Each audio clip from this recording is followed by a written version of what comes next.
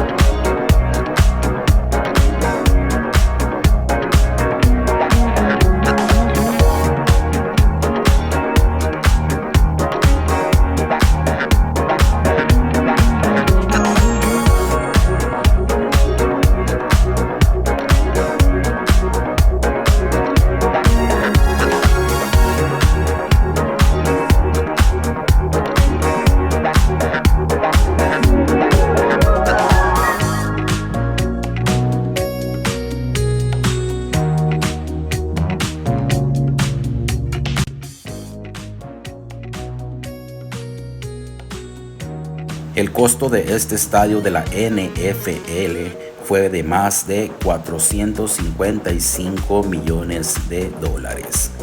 A un costado del estadio se encuentra el distrito de entretenimiento Westgate, que cuenta con restaurantes, bares y muchísimos locales más. Un lugar perfecto para reunirte con amigos y disfrutar de un rato agradable antes de cada partido en el estadio. Así que vamos a continuar con el video desde el estadio State Farm aquí en Glendal, Arizona. ¡Vámonos!